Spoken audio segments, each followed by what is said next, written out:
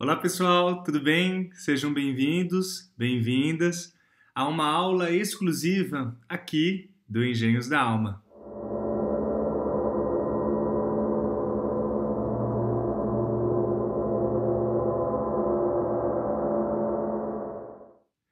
E a aula hoje é bastante interessante.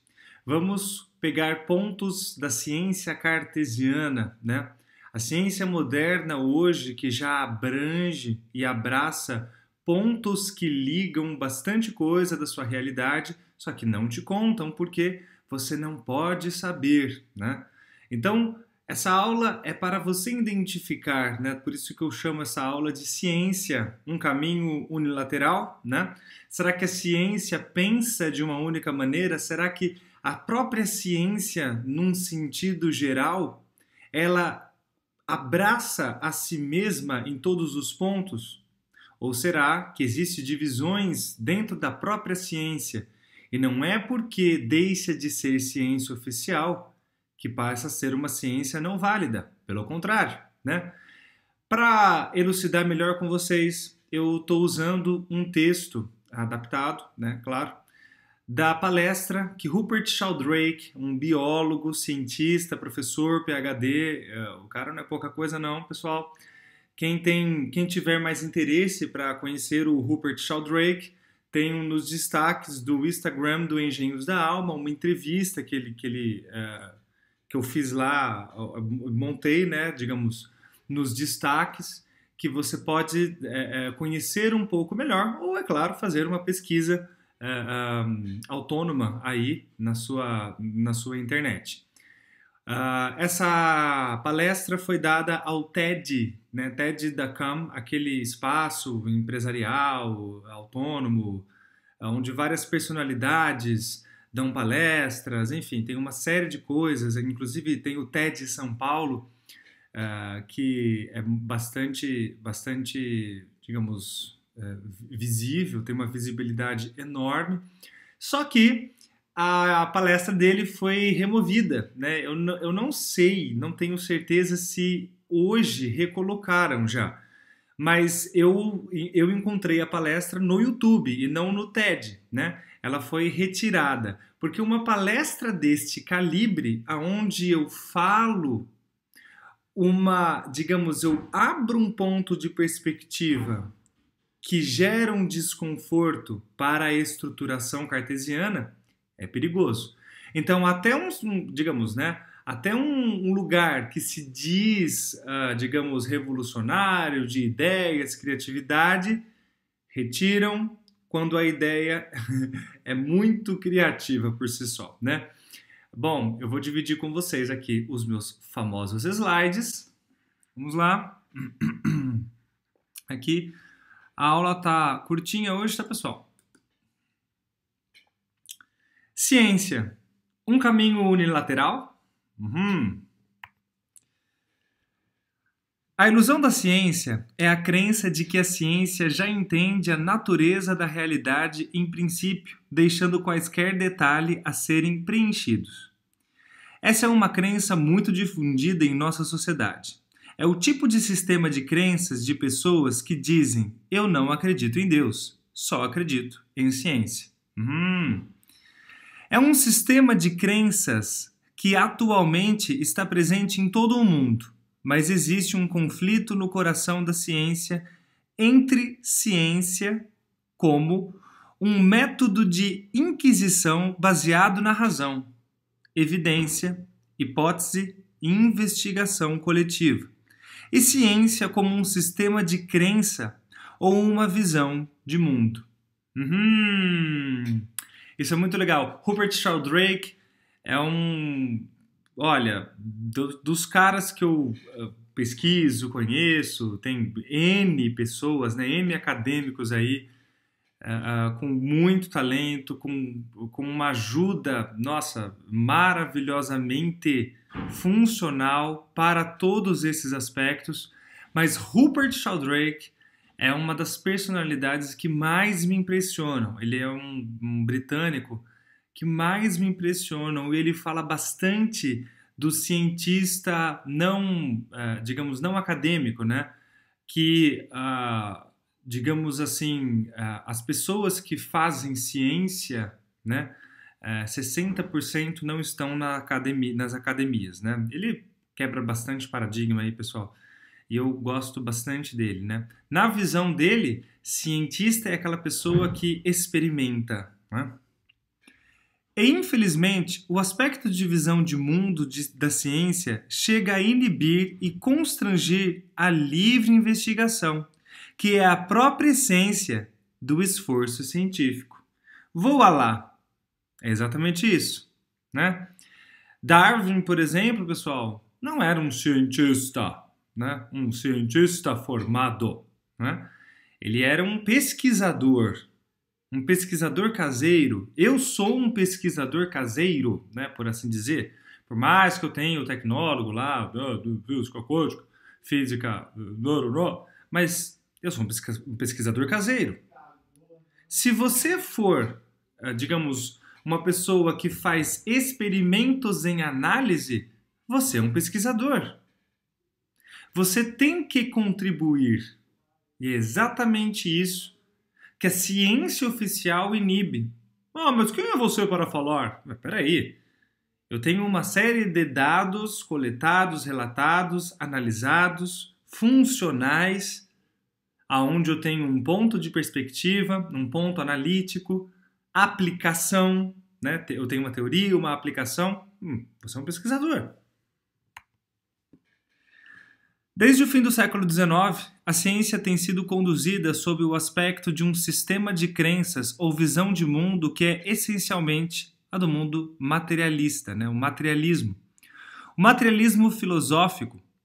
E as ciências são hoje subsidiárias integrais da visão de mundo materialista.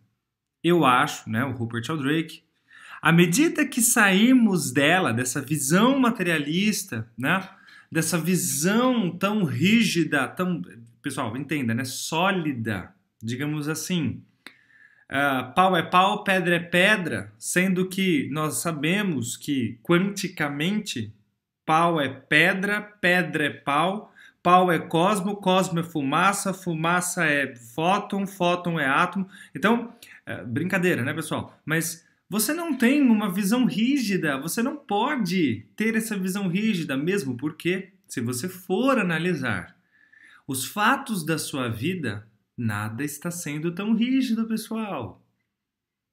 Observem. Os contratos, um exemplo, tá? Os contratos que antes eram de anos, já se reduz para meses. As parcerias que antes eram anos, a gente já não sabe quanto tempo vai ter. Os relacionamentos estão cada vez mais flutuativos e cíclicos. Thiago, mas você quer dizer então que os relacionamentos não são para não durarem mais? Não tem nada a ver isso.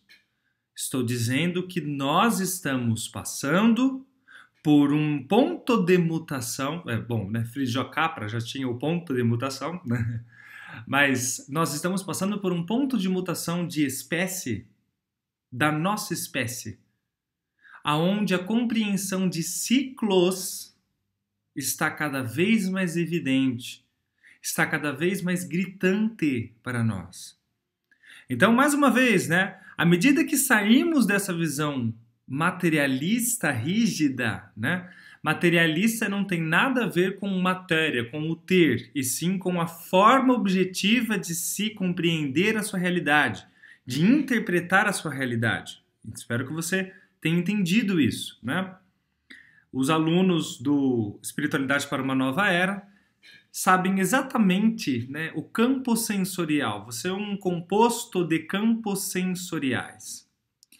Em primeiro lugar, né, então agora nós vamos fazer 10 análises de como a ciência cartesiana, a ciência, digamos cartesiana, medieval, a ciência antiga que passa a ser ciência medieval, que passa a ser ciência cartesiana, né? Os pontos aí se diferem um pouco, mas a análise, a ótica científica é mais ou menos assim. 10 pontos. Em primeiro lugar, a natureza é mecânica ou maquinal. O universo é como uma máquina. Animais e plantas são como máquinas. Nós somos como máquina. É isso que a medicina nos vende, né? Você tem isso, você toma aquilo. Você apresenta tal quadro, então você aplica tal quadro. Eu falo bastante sobre a questão da depressão, né, tida como um diagnóstico, digamos, empírico, né, um diagnóstico fechado. Tanto é que você tem o livro DMS, né, que, digamos, é um grande impulsionador para os remédios, psicofármacos, aonde você tem uma questão muito 2 mais 2 são 4 e é isso aí, e isso é depressão, né? Então, nós somos máquinas, né? Na verdade, nós somos máquinas, somos meros robôs desajeitados, como na incisiva frase de Richard Dawkins, né? Como cérebros que são computadores geneticamente programados. Até um certo ponto. Até um certo ponto. Você tem uma razão aí, mas não é bem assim, né? Mas nós somos programados, sim. Não somos máquina, mas temos um source code. Longa história, pessoal. Um dia eu conto para vocês. Em segundo, a matéria é inconsciente. O universo todo é feito de matéria inconsciente. Isso é a visão da ciência cartesiana. Não há consciência em estrelas, em galáxias, em planetas, em animais, em plantas e nem deve haver em nós. Se essa teoria for verdadeira, portanto, muito da filosofia, tanto é que, né, digamos, só uma questão aí, né? As plantas não sentem porque não possuem nervos, né? O sistema neuro, né? Vamos lá. Portanto, muito da filosofia da mente nos últimos 100 anos tem tentado provar que, na verdade, nós não somos conscientes. Coisa alguma. A matéria é, portanto, inconsciente. As leis da natureza são fixas. Ai, meu Deus. Acho que você mesmo já está se debatendo aí, né? Eis o terceiro dogma. As leis da natureza são as mesmas agora que eram no tempo do Big Bang e assim serão para sempre. Não apenas as leis, mas as constantes da natureza são fixas, por isso são chamadas de constantes. Isso é uma longa história, né, pessoal? Né? Do que é feito o universo ali, ó, você tem até um gráfico aí, energia escura, 70%, matéria escura, 26%, e aí, ó, 4% é o que a gente, né, tem a perspectiva. E a gente chama de realidade, hein? Você tem 4% de interpretação do que é isso tudo, do que é o universo, e ainda você chama de realidade. Olha só que curioso. Quarto dogma. A quantidade total da matéria e energia é sempre a mesma. Ela nunca muda em quantidade total, exceto no momento do Big Bang, quando tudo se expandiu em consciência a partir do nada dentro de um único instante. O quinto dogma é que a natureza é despropositada. Não há nenhum propósito em toda a natureza e o processo evolucionário não tem nenhum propósito ou direção. Hello! É lógico que vão pensar assim, né? Sexto dogma. A hereditariedade biológica é material. Tudo o que você herda está em seus genes ou em modificações epigenéticas dos genes ou na herança citoplasmática. É material. Ou seja, né? Tal coisa, minha família inteira tem, minha família inteira tem, minha família inteira mas a minha avó tinha, então aí expressa, minha avó tinha câncer, aí você pega um câncer, você fala, mas minha avó tinha câncer também, então, né? Hereditariedade, pois é. Sétimo dogma. Memórias são guardadas dentro do seu cérebro como traços materiais. Isso daí, né, pessoal, eu já falo isso em outros vídeos, né? De alguma maneira, tudo o que lembramos está no cérebro em intermináveis proteínas Ai, minha garganta tá que tá hoje. Fosforizadas nas extremidades dos nervos. Ninguém sabe como funciona, mas ainda assim, quase todos no mundo da ciência acreditam que ela deve estar no cérebro. Isso é bem engraçado, né? Vamos lá. Oitavo dogma. A sua mente está dentro da sua cabeça. Toda a sua consciência é atividade do seu cérebro. No more than that. Não mais que isso. Nono dogma. Que decorre do oitavo, né? Fenômenos psíquicos como telepatia são impossíveis. Seus pensamentos e intenções não podem surtir efeito algum à distância, porque a sua mente está dentro da sua cabeça.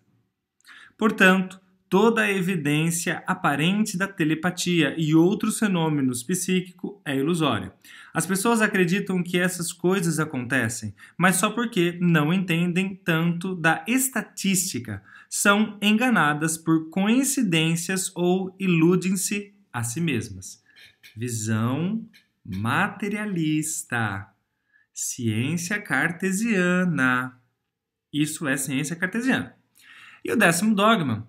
A medicina mecanicista, né, é a única que realmente funciona. É por isso que os governos só financiam pesquisas de medicina mecanicista e ignoram terapias alternativas e complementares.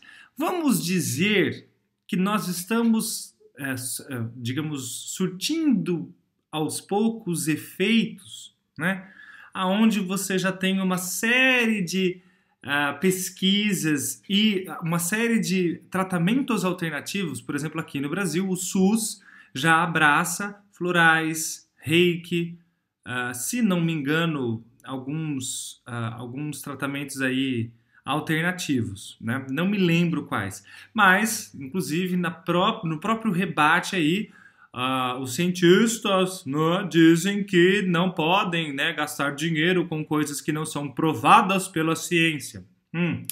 Porque a ciência oficial, né, quer que o dinheiro seja investido em pesquisas, em medicina atual, né, naqueles equipamentos milionários, né.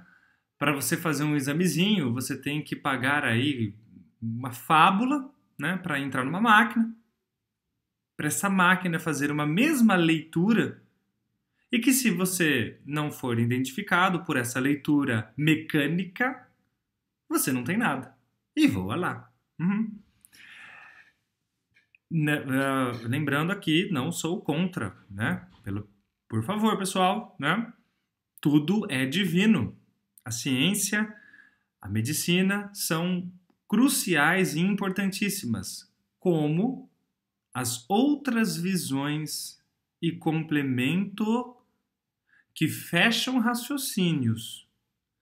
Se você ficar nessas visões que eu acabei de falar, nessas 10 visões, você não avança em raciocínio.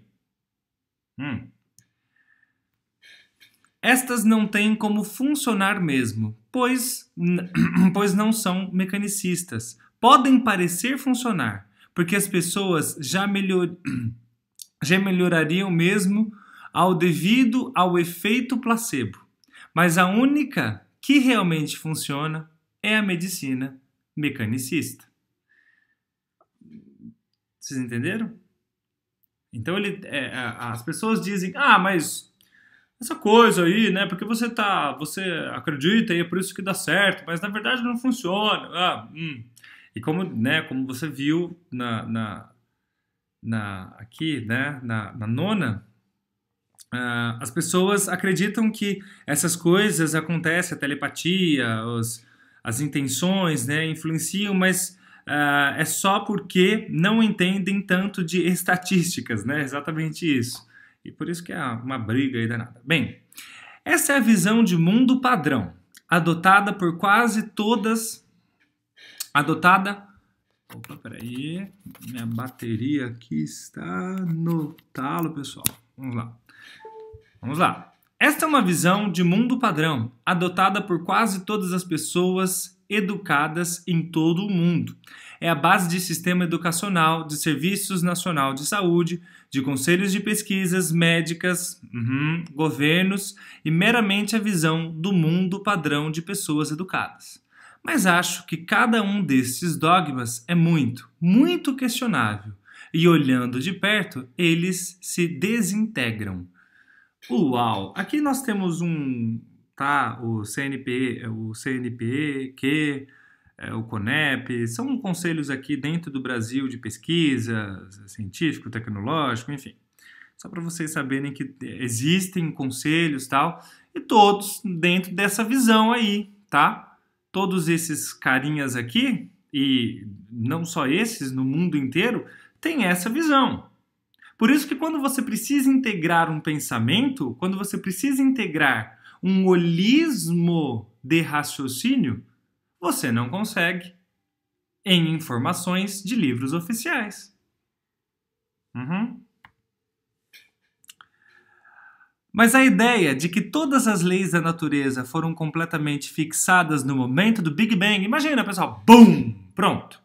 Como um código napoleônico cósmico, como meu amigo Terence McKenna costumava dizer, a ciência moderna baseia-se em um princípio. Mostre um milagre espontâneo e a gente o explica. É exatamente isso, né? A ciência moderna, a ciência unificada, que é a ciência que eu, estudo, trabalho, tanto admiro. É lógico que nada é feito com um sistema, digamos, emocional, e sim com muita pesquisa, com muita análise. Leio, releio, assisto, procuro outras, digamos, teses, frentes de pesquisas. Quando aparece alguma coisa nova, a gente vai, corre atrás, não só aqui em material, porque na verdade materiais brasileiros tem pouquíssima coisa, né, pessoal? A maioria de coisas aí que eu busco para vocês, eu tenho que fazer uma tradução, adaptar texto, uma série de coisas aí, porque não tem material, né? Aqui no Brasil, ainda a gente está em passos no campo científico, no campo holístico, né? Nessa integração holística, nós estamos bem avançados, tá, pessoal? Né? As pessoas que estão a fim de interagir com o campo sensorial. A minha observação é que sempre esbarra em centros de credos. Então, quando você precisa fazer uma aplicação para um sistema de análise do evento, né? Vamos dar um exemplo, só para vocês entenderem, né? Então a pessoa ela tem um sistema de queda de energia vital em tal ambiente na casa. E ela vai na terapeuta holística dela lá tal, que por um acaso tem a pessoa é da crença umbandista, por exemplo. E ela vai começar a associar termologias e eventos associados à religião dela, à crença dela. Porque é aquilo que formata a realidade percebida dela. É certo ou errado? Não tem problema, não tem certo ou errado. A questão é exatamente essa. A ciência ciência unificada, nos ajuda a aplicar uma informação para esse evento em diferentes módulos, em diferentes rótulos. Então, eu vou falar a nível frequencial e não, por exemplo, então é um obsessor que está no seu quarto, que bloqueia a sua vida. Ok, pode ser um obsessor, não tem problema. A questão é, se eu for lidar com uma pessoa que não tem a mínima empatia com esse sistema de crença, ela não vai se abrir para o campo sensorial dela. That's the point. Essa é minha única análise, minha única observação para esta enorme confusão que está se fazendo hoje. Eu não tenho, digamos assim, um grupo de pessoas ainda que estão pautando, que estão se alinhando em um estudo científico, sensorial, analítico, aonde eu emprego informações, aonde eu consigo aplicar em várias demandas. É só essa a minha observação. E esse milagre espontâneo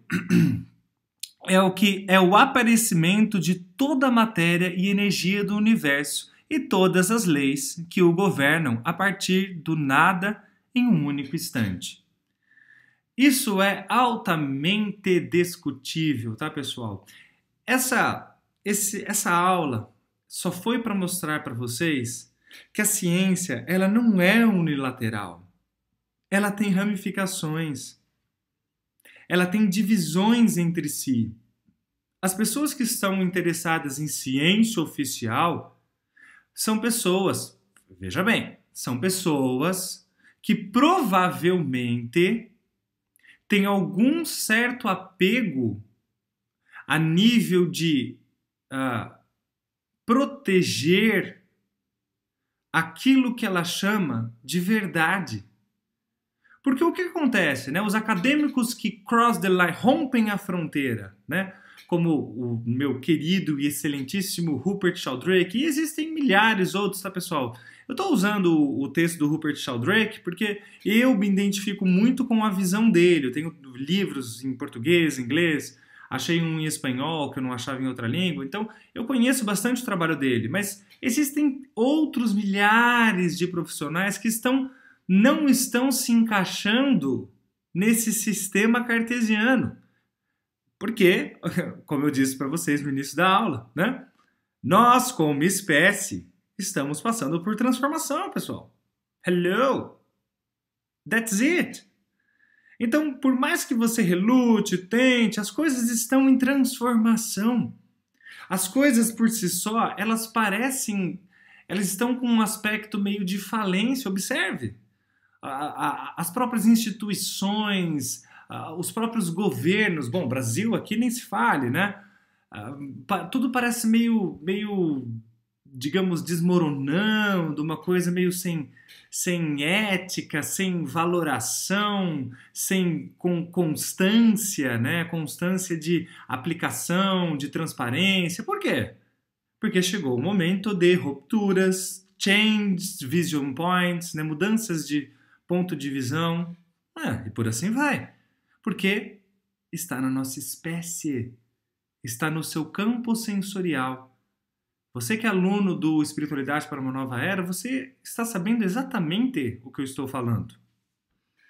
Bem, em um universo em evolução, por que as suas próprias leis não evoluem? Ou não evoluíram? Então quer dizer que as leis são as mesmas desde o momento da explosão?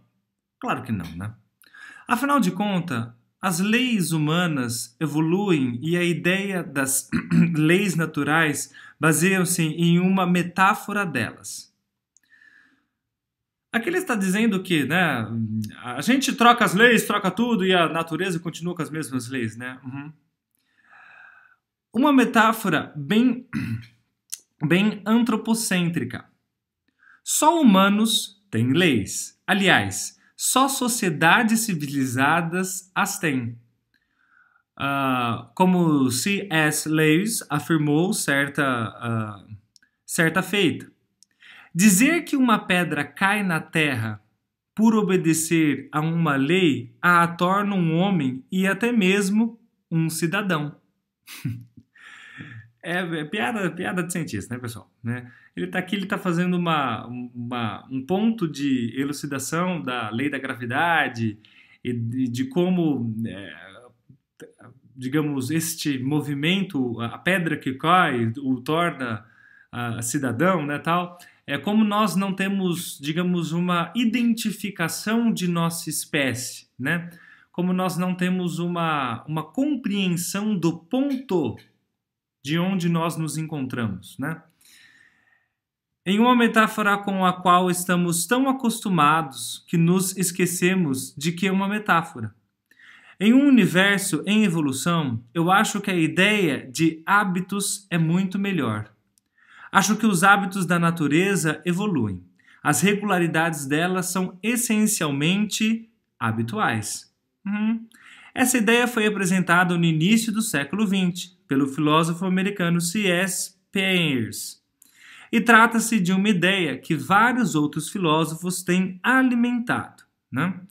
Uma ideia que eu mesmo cheguei a desenvolver em uma hipótese científica, a hipótese da ressonância mórfica, que não é tão hipótese, né? Mas ele tem a humildade de chamar de hipótese, porque aí a gente vai tirar muitos diplomas aí de acadêmicos renomados, né? Então aí eles vão contra mesmo, porque daí não é ciência oficial, então não pode ser ciência oficial, sabe como é que é, né, pessoal? Que é a base destes hábitos em evolução. Pessoal, então aqui eu vou voltar aqui para vocês. Hello! Então, final da aula. Você entendeu? Ciência não é unilateral. Pelo contrário. A ciência em si, ela tem vertentes para que você desenvolva. É absurdo, né? Acho que em algum ponto, em algum dos 10 pontos, você ficou, what? Mas é assim mesmo. E pode ser, agora observe, o pulo do gato, pode ser que você ainda tenha uma visão destes 10 pontos que justamente o bloqueie para gerar o raciocínio, para gerar a questão quantum do seu cérebro. A minha intenção, o meu trabalho com cursos, mentorias, aulas, whatever, é para que você gere a metanoia do seu raciocínio, para que você pense mais quanticamente e desenvolva o raciocínio do seu jogo, da sua realidade percebida. Então, é por isso que você precisa de dados para processar a sua realidade. Agradeço imensamente a presença de vocês, obrigado para você que acompanha meu trabalho, curta o canal do Engenhos da Alma, ative o sininho para você sempre receber as informações, entre no Instagram, Engenhos da Alma, @Engenhos da Alma, faça o curso Espiritualidade para uma Nova Era e se sentir ressonância, a mentoria quântica está aberta para todos vocês, tá bom? Obrigado, pessoal, a gente se vê em breve. Tchau, tchau. Abraços fraternos.